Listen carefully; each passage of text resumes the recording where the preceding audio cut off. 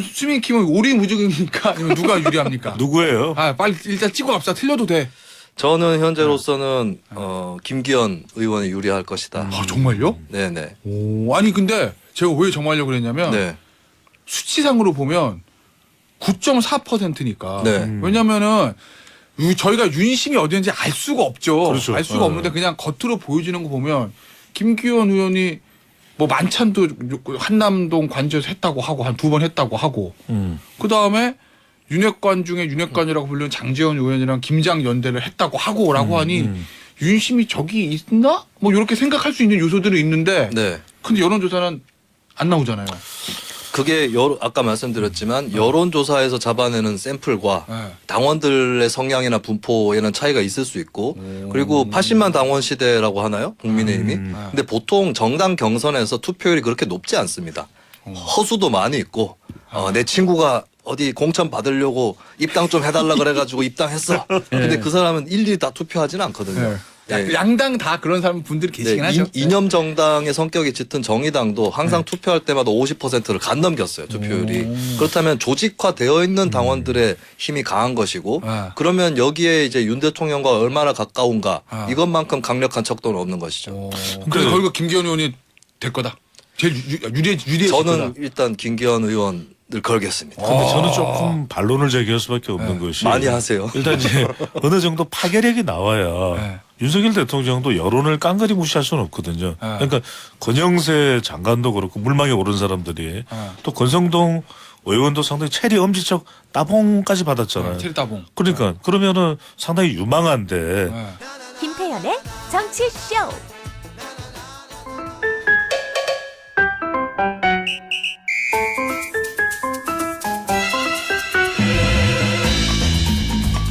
여론조사로 만나는 민심의 선택 배수지 시간이 돌아왔습니다. 두 분 보셨어요? 배. 안녕하십니까 인사이트 K 배추도사 배종찬 소장입니다. 새해 복 많이 받으십시오. 아 그리고 수민 킴입니다. 새해 복을 몰아다 드리겠습니다. 여러분들의 정치 신년 운세를 봐드립니다. 오 멋있다. 우리가 하는 게 그런 거 아니겠습니까? 우리 나중에 그러면은 당대표 저 국민의힘 전당대회 있으니까 당대표 후보들 다 초청해서 인터뷰하면 네. 그때 김수현 같이 나서 운세 좀 봐주실 거예요? 관상도 봐드릴까요? 네. 아, 근데 의원님 안 될 것 같은데 그냥 그만 여기서 접으세요 뭐 이런 거라든지 이 막. 말씀 드렸는데 우리 수민킴이 자기 운세는 못 봐. 아, 자기 관상을 못 봐요. 네. 원래 그렇습니다. 원래 그리고 네. 저희 광고 나갈 때 제가 두 분한테 전당대회 누가 돼요 물어봤는데 누구라고 딱 대답 못해서 두 사람. 아 그런 얘기 하면 어떡해요. 두 사람 다 뭐 여러 가 자꾸 변수를 얘기하더라고. 그럼 그런 막 일이 답을 원하는 있었나요? 거야 나는. 그런 일이 있었나요? 답. 누구? 어? 저는 온에어 딱 켜졌을 때 적중을 시키지 보통 때는 네. 어지간하면 말 다 얼버무립니다. 네, 맞아 그런 거 약간 그런 성향이 있어요. 네, 그러니까 마이크에 힘을 응축해놨다가 그렇죠. 마이크 꺼졌을 때 얘기 잘 안 하고 그럼, 네. 켜지면 그때부터 팍 쏘더라고. 우린 출연료 받을 때 이야기를 해요. 그렇죠. 입금 여부가 중요합니다. 입금이 예정돼야 얘기한다. 알겠습니다. 자 오늘은 뭘 얘기할 거냐면은 신년 여론조사 얘기인데 자 언론하고 언론 연말 연초에 여론조사 많잖아요. 보니까 네. 대통령 지지율, 정당 지지율뿐만 아니라 각종 여론조사 정말 기발한 여론조사들을 많던데 여론조사 다 보셨죠? 연말 연초에 나온 그렇죠. 거. 다 봤죠. 네. 일단 두 분 총평부터 좀 먼저 들어보고 하나씩 주제 잡아서 볼게요. 저는 대통령 지지율에 주목할 수밖에 없을 것 같아요. 역시. 좀 한풀 꺾였을까 생각했더니 네. 이게 K스테 리서치 TV조선 조사인가요? 뭐 수치는 말씀 안 드리겠습니다만 좀 이따 할 거니까. 예, 40%를 전화 면접 조사에서도 넘는 결과가 나왔거든요. 그러니까 여전히 윤석열 대통령의 지지율 상승 추세 동력은 끊기지 않았다. 물론 뭐 대통령의 국정 운영에 대해서 비판하는 목소리도 상당히 높긴 합니다만 네. 그럼에도 저럼에도 불구하고 윤석열 대통령의 상승 추세는 이어지고 있다. 저는 여기에 주목을 했습니다. 네. 자 김수현 네. 평론가는 어디에 방점을 찍었어요? 총평을 하자면 국민의힘 민주당 다 인용하고 싶지 않은 조사 결과들이 나왔다고 볼 수밖에 없을 것 같아요. 그래요? 두터운 무당층의 존재를 확인을 했고 네. 방금 윤 대통령 지지율 얘기를 하셨지만 전화 면접 조사를 좀 많이 했잖아요 이번에 네. 신년을 맞아서 네. ARS에 비해서 확실하게 떨어져요. 그러니까 지난 추석에 비해서는 올라갔다고 볼 수 있는데 40% 미만인 것이 훨씬 많이 나옵니다. 네. 예, 그리고 뭐 한쪽만 떨어지는 게 아니라 양쪽 다 어느 정도 떨어져 있다. 예, 심지어는 JTBC가 글로벌 리서치 의뢰해서 실시한 조사에 따르면 지난 대선 때 윤석열 후보나 이재명 후보를 찍었다가 이탈한 사람을 조사를 했더니 거의 막상막하로 19.9대 19.7 뭐 이렇게 나와요. 예, 그러니까 이거는 한쪽에 좋은 조사는 없었다. 정치권 전반에 대해서 좀 국민들의 부정적인 생각들이 많이 드러난 것 같습니다. 알겠습니다. 자, 오늘은 저희가 여론조사를 주제별로 좀 갈라서 저 구별해서 얘기를 나눠볼 건데 일단 오늘 발표한 여론조사 자세한 내용은 중앙선거 여론조사심의위원회 홈페이지에 참조하면 됩니다. 라는 말씀을 저희가 꼭 드리고 첫 번째 요거부터 보겠습니다. 첫 번째 주제는 국민의힘 당대표, 이 전당대회가 있으니까 SBS가 넥스트 리서치에 의뢰해서 30일, 31일 요 이틀간 조사했는데 국민의힘 당대표 누가 될 것인가? 야, 이게요. 누가 소개해 주실까? 제가 소개해 드릴게요. 전체 응답자가 아니라 국민의힘 지지층입니다. 국민의힘 네. 지지층이니까 왜냐면 국민의힘 당원 100%를 그렇죠. 하니까. 당원 100%니까 이제 국민의힘 지지층하고도 똑같지는 않아요. 그럼에도 네. 이제 간접적으로 확인을 해보게 되는 것인데 나경원 24.9%, 네. 안철수 20.3%, 김기현 9.4%, 유승민 7.9%로 나타났습니다. 그러니까 전체 응답자를 대상으로 했을 때는 유승민 전 의원이 가장 높거든요. 네. 그런데 국민의힘 지지층을 놓고 보면은 나경원 전 의원이 가장 높고 그다음에 안철수 의원이다. 이 이야기는 한 세 가지 팩트를 좀 봐야 될 것 같아요. 첫 번째는 뭐냐면 결국 이 3중 안전장치, 컷오프도 당원 100%, 예선도 당원 100%, 게다가 결선 투표까지 유승민 전 의원이 참 되기 힘든 윤핵관으로 봤을 때 친윤으로 봤을 때는 3중 안전장치가 마련됐다. 그리고 또 하나는 이제 나경원 전 의원의 그럼 우세로 갈 것인가 그리고 안철수 의원과의 경합일까 그렇게 보기 좀 쉽지 않을 것 같아요. 왜냐하면 아직까지도 윤심이 또렷하지는 않다. 네. 그런데 이제 1월 개각설도 나오고 있고 나경원 전 의원에게 당권이 갈 것 같았으면 훨씬 더 대통령도 좀 신호를 분명히 보내지 않았을까. 그리고 그 얘기는 만약입니다. 윤심이 그렇죠. 나경원 전 의원이었다면 그 저출산 고령화 대책위원회 부위원장을 임명하지 않았을 것이다. 이런 그렇죠. 취지인 건가요? 또 1월 개각설에 나경원 전 의원이 포함될 것이라고 하는 이 이야기도 좀 솔솔 나오는 그런 경우도 있고. 그래요? 또 하나는 네. 뭐냐면 안철수 의원에게 힘이 실렸다면 이미 단일화 정신 가지고 상당한 무게감이 실렸었겠죠. 네. 그리고 이제 장세훈 의원 이른바 여의도에서 뭐 촉이 빠른 인물이다 이렇게 이야기가 나오는데 그러면 김장연대가 아니라 안장연대로 갔겠죠. 아니 그때 말에 단일화 때 같이 있었어요. 그렇죠. 말에 탁 올라타듯이 네. 안장. 그렇게 이제 원래 말의 안장- 해가 아니라서 안타깝네요. 그렇죠. 안장 연대로 갔을 텐데 이게 김장연대로 갔단 말이에요. 네. 그런데 또 하나는 뭐냐면 세 번째 팩트는 김기현 의원이 상당히 좀 존재감이 약했는데 네. 그래도 김장연대 이 덕분인지 국민의힘 지지층에서 9.4% 그래도 좀 도약을 했어요. 근데 아직 충분하지는 않다. 그래서 결론은 오리무중이다. 결론은 어제 무중이다. 앞에 분석은 첫째, 셋, 네. 둘째 막 설명했는데 마지막에 오리무중이다. 모르겠는데요. 이거잖아. 이게 뭐 성남에 있는 오리역 아닙니다. 오리무중. 네. 결론 난 모르겠습니다. 자 그럼 수민 네. 팀은 저는 이게 국민의힘 지지층 상대로 한 조사를 국한시켜도 네. 당심을 파악하는 데는 상당한 어려움이 있을 수밖에 없죠. 왜냐하면 일반 국민 지지층의 분포와 당원의 분포는 다르기 때문에 예, 결국에는 글쎄요 이게 가능할지 모르겠는데 여론조사 기관에서 한번 이 당원들을 상대로 샘플을 좀 추출을 해서 그러면 국민의힘에 달라고 그래야 되잖아. 그럼 샘플을. 그게 가능할지 모르겠는데 이 조사 결과만으로는 좀 예측할 수가 없는 것이고 그리고 김기현 의원이 아직까지 이런 건 있지 않아요? 예를 들어 여론조사라는 게 이게 약간 밴드웨건 효과라고 그런가? 당원들도 네. 아, 나 누구 찍어야 되지? 이러는데 저 집이 되는 집인가 네네. 보네. 그러고 그렇죠. 그게 가는 중요하죠. 거죠. 이렇게 당원이라고 했을 때는 능동적인 핵심 지지층일 수 있잖아요. 아. 정무적 판단을 고도로 할 수도 있는 거죠. 아무래도 일반 분들 그러면 누가 국민들한테 인기가 좋은가를 가늠해서 찍을 수 있는 당원들도 분명히 있을 겁니다. 그 점에서는 여론조사가 먼저 앞서 나가면서 당원 여론을 추동하는 효과도 있을 거예요. 다만 더 중요한 것은 우리 당의 대세가 누구냐라고 했을 때 그것을 판별하기는 어렵다. 윤 대통령이 뭐 직접적으로 혹은 그 주변의 윤핵관이 직접적으로 누군가를 지목하지 않는 상태라면은 그것은 당심이 쉽사리 한쪽으로 움직이기는 어렵다라고 하는 거고. 근데 다만 이런 효과는 있을 수 있어요. 여론조사를 봤더니 나경원이 1등이던데? 뭐 이런 말들이 특히 이제 설날이라든지 이렇게 사람들끼리 말이 섞이는 네. 이 시즌을 통해 가지고 좀 더 퍼지게 되면 뭐 당내에서도 어느 정도는 여론조사를 따라가는 효과는 있을 수 있겠죠. 근데 또 거꾸로 나경원이 이렇게 1등인데 윤심은 또 아닌 것 같아. 이러면 또 묘한 대비 효과가 일어나서 네 결국에는 계속 당원들도 좀 예의주시하고 지켜볼 가능성이 더 크다. 아니 자, 그래서 예. 자 요거 김수민 김은 오리무중입니까? 아니면 누가 유리합니까? 누구예요? 아 빨리 일단 찍어 갑시다. 틀려도 돼. 저는 현재로서는 김기현 의원이 유리할 것이다. 아 정말요? 네네. 오 아니 근데 제가 왜 정하려고 그랬냐면 네.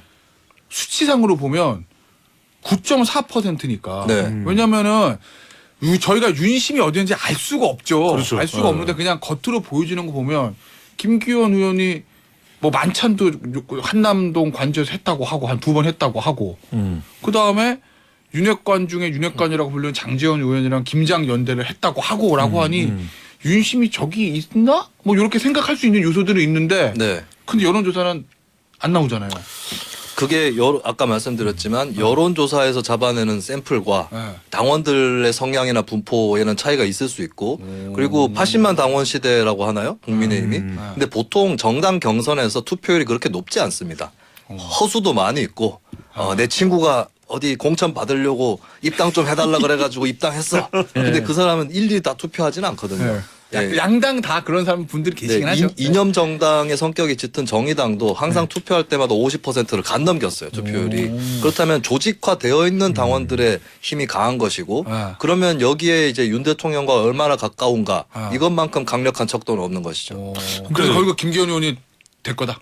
제일 유리해. 저는 일단 김기현 의원을 걸겠습니다. 근데 저는 조금 반론을 제기할 수밖에 없는 것이 많이 하세요. 일단 이제 어느 정도 파괴력이 나와야 네. 윤석열 대통령도 여론을 깡그리 무시할 수는 없거든요. 그러니까 권영세 장관도 그렇고 물망에 오른 사람들이 또 권성동 의원도 상당히 체리 엄지척 따봉까지 받았잖아요. 테리따봉. 그러니까 그러면은 상당히 유망한데 네. 당대표 감으로 윤석열 대통령이 봤을 때는 김기현 의원도 그렇고 근데 대중성이 없어요. 근데 총선은 윤석열 대통령으로 봐서는 반드시 이겨야 되는 정치 이벤트거든요. 그런데 당대표가 너무 인기가 없어서 제대로 이 당이 운영이 안 되고 장악이 안 되면 대통령으로서는 더 난감할 수밖에 없죠. 그래서 저는 지금으로서 너무 고민이 될 것 같아요. 왜냐하면 나경원 전 의원이 뭐 간제도 못 갔습니다 이라고 이야기를 하고 안철수 의원도 지금 무게가 안 실리는데 그러면 김기현 의원이나 또는 다른 인물이 뭐 권영세 장관이나 이렇게 조사를 해봤을 때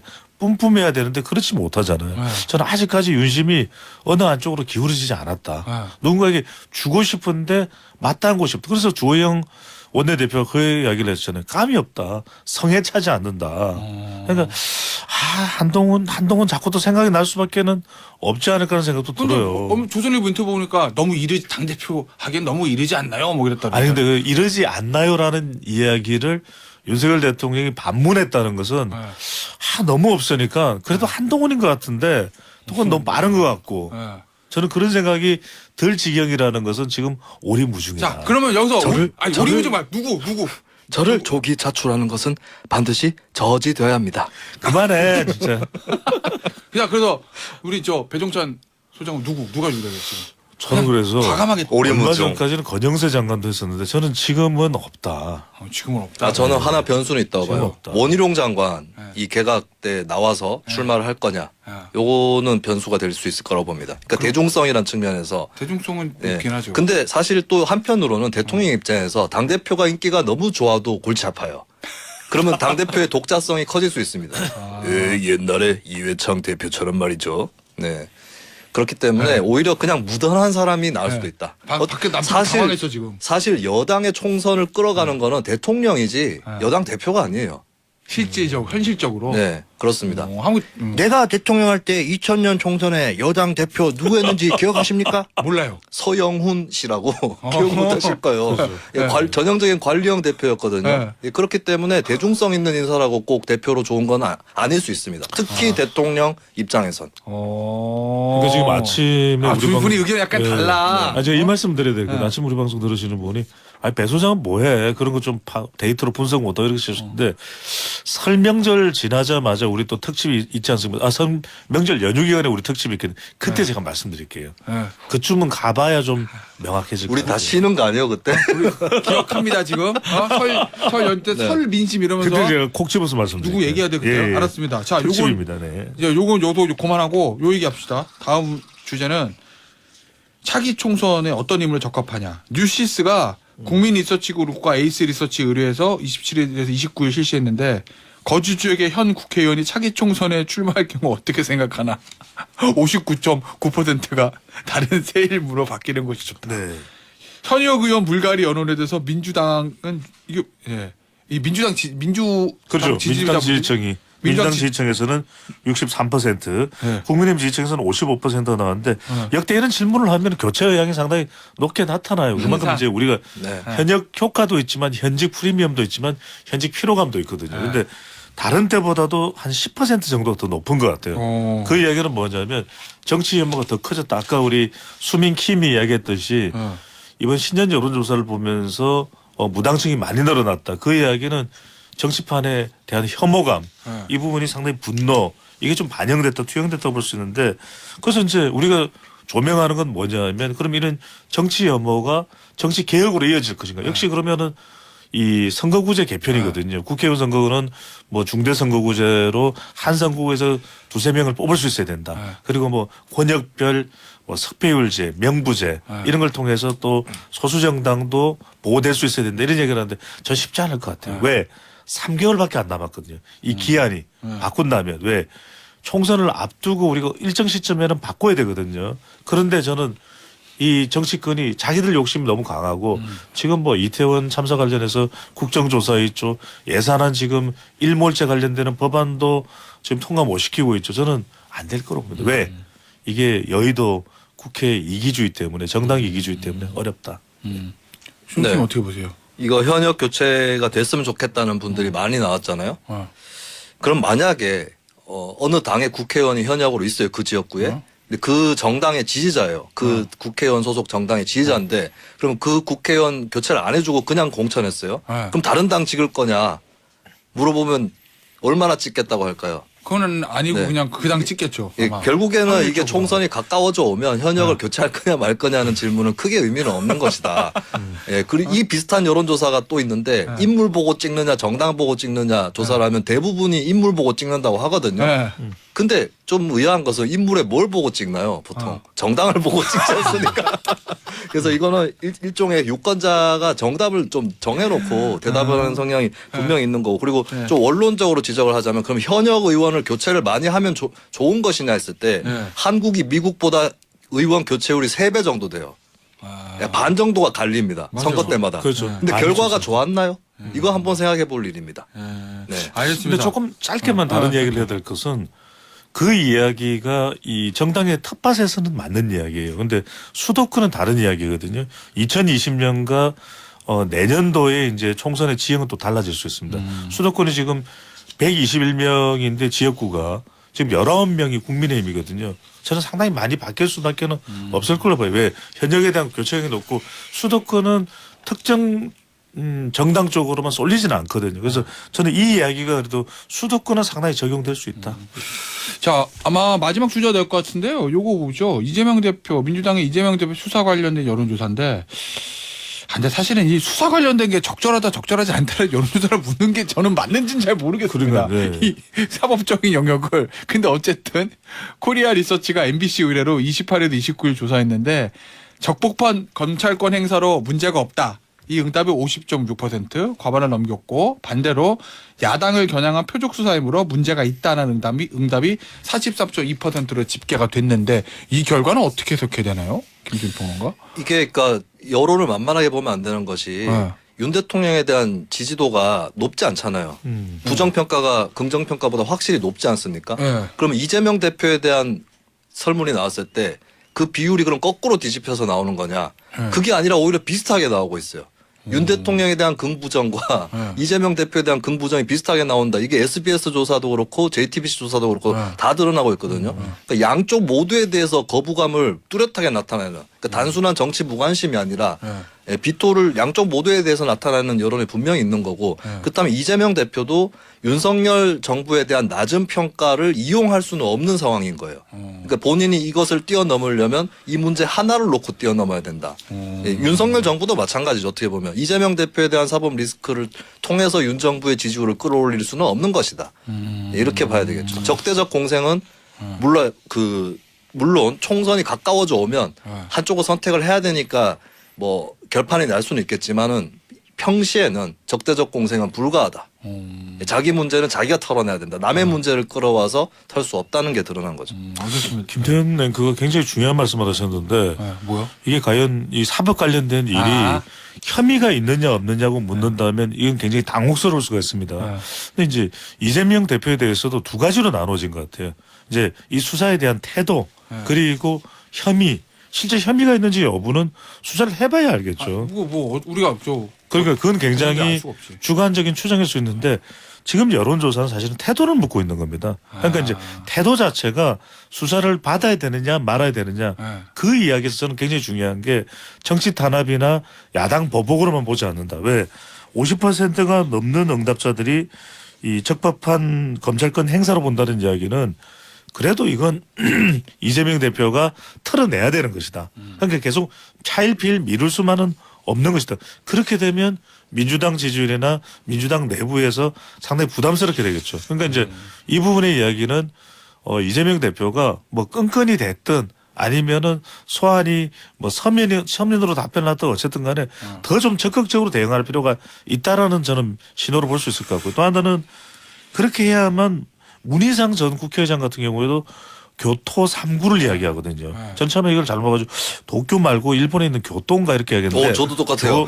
나도 그런 줄 알았어 처음에. 교토더라고요. 네, 그래서 교토 3구리 지혜로운 토끼는 굴을 3개 판다. B 플랜, C 플랜이 있어야 된다. 그 이야기는 내년 총선을 앞두고 지금 민주당 지지율이 사실 위기거든요. 이게 지금 이재명 대표를 원인으로 하고 있다는 분석도 나오는 만큼 당대표가 대응을 하라.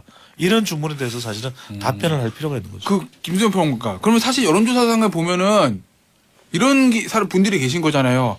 나 윤석열 대통령 지지하지 않아. 근데 민주당 이재명 대표도 수사는 받는 게 맞지? 네. 이런 분들이 수치상으로 분명히 존재하는 거잖아요.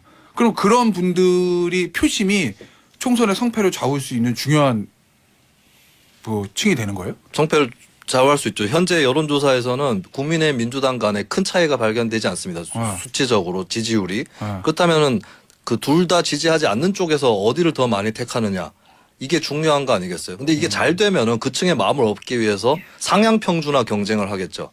근데 한편으로 지금 제가 봤을 땐 정치권이 저쪽은 다 투표를 안 하거나 뭐 대충 흩어질 거야. 그리고 저쪽 편이 잘못하니까 우리도 쟤들한테 이길 만큼만 하면 돼. 이런 생각이 강한 게 아닌가 현재로서는. 근데 그런 생각이 강할수록 저는 장담할 수 있는 게 어느 쪽이 이길지를 떠나서 투표율이 상당히 낮아질 수 있다는 거예요. 그렇겠구나. 네. 저는 어느 쪽이 이길지 알 것 같아요. 왜냐하면 중도를 잡는 쪽이 이긴다. 왜? 그러니까요. 누가 잡냐고요? 누가 잡냐고요? 아니, 지난해 SBS 드라마 트롤리의 남중도 진영 간 대결이었거든. 올해는 중도의 시대다. 작년엔 진영 간 대결. 올해는 중도의 근데 시대. 저는 중도라고 개념화하는 것도 적절치 않다.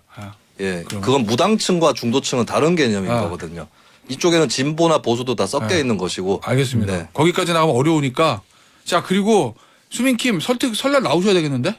설날 나와야죠. 여기 5600님께서 너무 재밌어요. 설특집 그러니까요. 기대합니다. 설날 내내 불러주시면 아니, 되나요? 설득집은 1시간 해야 되지 않을까요? 그럴까요? 전체 네. 내용을 막 놔야 되니까. 다 합시다 그냥 설특집. 네, 알겠습니다. 예, 알겠습니다. 오늘 배수진 여기서 마무리할게요. 배종찬 소장, 김수윤 평론가였어요. 감사합니다. 고맙습니다. 감사합니다.